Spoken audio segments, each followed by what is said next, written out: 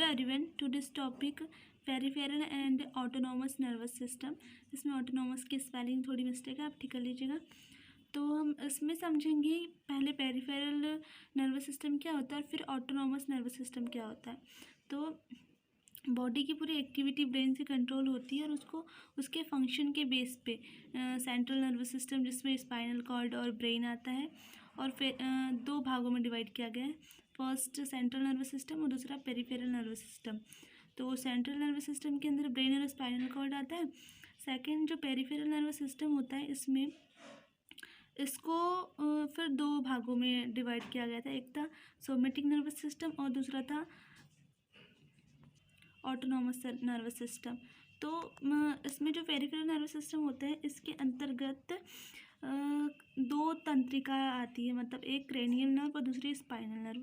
जो cranial nerve होती है वो कपाल से निकलती है, मतलब क्रेनियल से, और स्पाइनल नर्व होती है वो स्पाइनल कॉर्ड से निकलती है। तो ये इसकी थ्योरी है कि स्पाइनल कॉर्ड से भी वो इंटरवर्टिब्रल रंध्र जो होते हैं वहाँ से निकलती है।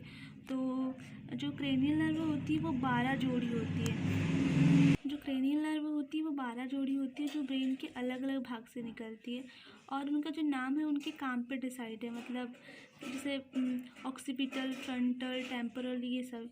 आगे जो स्पाइनल नर्व होती है वो स्पाइनल कॉर्ड के वर्टिब्रल रंध्रों से निकलती है और इसकी जो संख्या होती है वो कशेरुकी यानी कि वर्टिब्रल कॉलम की संख्या के लगभग समान होती है। मतलब जैसे हमें वर्टिब्रल कॉलम होते हैं सर्वाइकल में 7, थोरिक्स की 12, लंबर के 5, सैक्रल के 5 और कॉक्सियल के 1। जो जैसे वर्टिब्री होते हैं वैसे जितने वर्टिब्री होते हैं उनमें से एक एक स्पाइनल नर्व निकलती है, तो उनकी संख्या भी उतनी होती है। तो इसमें 31 जोड़ी स्पाइनल नर्व निकलती है जिसका जो क्रम है cervical, thorax, lumbar, sacral, CTLSC, ये लिखना इम्पोर्टेंट है। आगे जो स्पाइनल नर्व होती है वो स्पाइनल नर्व जिस स्थान से निकलती है, मतलब इंटरवर्टिब्रल जो रंध्रों से निकलती है, तो उसका जो डॉर्सल रूट होता है वो ग्रे मैटर के डॉर्सल हॉर्न से जुड़ा रहता है। ये डायग्राम ड्रॉ कर लीजिए आप, जिसमें बाहर की ओर वाइट मैटर और अंदर की ओर ग्रे मैटर दिख रहा है। डॉर्सल हॉर्न से सेंसरी नर्व निकलेगी और जो वेंट्रिकल हॉर्न होता है उससे मोटर नर्व निकलेगी। अब देखते हैं कि सेंसरी नर्व और मोटर नर्व क्या होती है। स्पाइनल नर्व दो प्रकार की होती है, एक सेंसरी नर्व दूसरी मोटर नर्व। तो सेंसरी नर्व जो डॉर्सल हॉर्न से निकलती है तथा मोटर नर्व जो कि वेंट्रल हॉर्न से निकलती है। तो इनके फंक्शन, जो सेंसरी नर्व होती है उसका फंक्शन होता है कि ये उद्दीपन को ऑर्गन से ब्रेन तक पहुंचाती है। फॉर एग्जांपल यदि बॉडी में कोई भी एक्टिविटी हुई तो ऑर्गन के थ्रू तुरंत ब्रेन तक जो मैसेज होता है वो सेंसरी नर्व के द्वारा पहुंचाया जाता है। सेकंड जो मोटर नर्व होती है इसका काम होता है कि ब्रेन से जो आदेश आ रहा है, कि जैसे मान लीजिए हमको कुछ काट दिया और हमने तुरंत हाथ हटा ली, ये माइक्रो सेकेंड में ये काम हो जाता है। ये ब्रेन तुरंत मैसेज भेजता है और ये मोटर नर्व्स के द्वारा होता है। आगे हम समझते हैं ऑटोनॉमस नर्वस सिस्टम क्या होता है। ऑटोनॉमस नर्वस सिस्टम मतलब स्वचालित, मतलब जो खुद से होता हो, जिस पर किसी का कंट्रोल ना हो। तो ये मुख्य रूप से पेरिफेरल नर्वस सिस्टम का कंपोनेंट है, मैंने आपको पहले भी बता दिया था। और इसके दो भाग होते हैं, सिंपैथेटिक और पैरासिम्पैथेटिक। तो इसको देखते हैं। ये है, इसमें दिखा रहा है कि जो ANS है, मतलब कि ऑटोनॉमस नर्वस सिस्टम, इसको सिंपैथेटिक और पैरासिम्पैथेटिक डिवीज़न में डिवाइड किया गया है। तो इसकी फंक्शन है फाइट और फ्लाइट, मतलब जैसे हम किसी की लड़ाई करते हैं या हमको अचानक सांप दिख जाए या भय की कंडीशन में जो उस समय जो सिस्टम एक्टिव होता है वो होता है सिंपैथेटिक।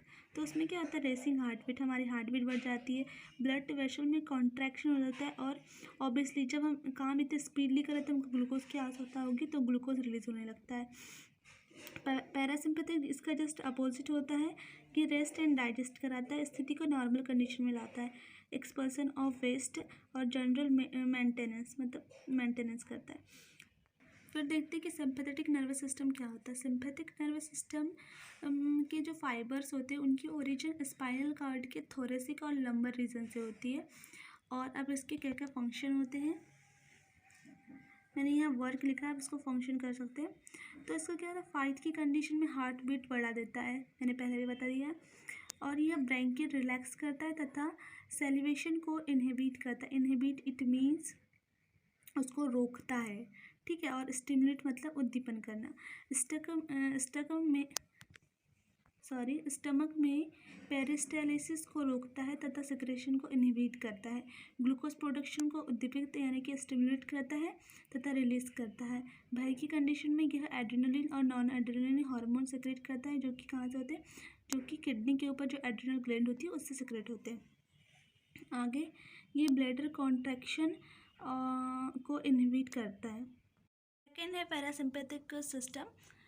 इसकी जो ओरिजिन होती है या पैरासिम्पैथिक सिस्टम के जो फाइबर की ओरिजिन ब्रेन तथा स्पाइनल कॉर्ड के सैक्रल रीजन, जो सबसे नीचे वाला रीजन होता है, उससे होती है।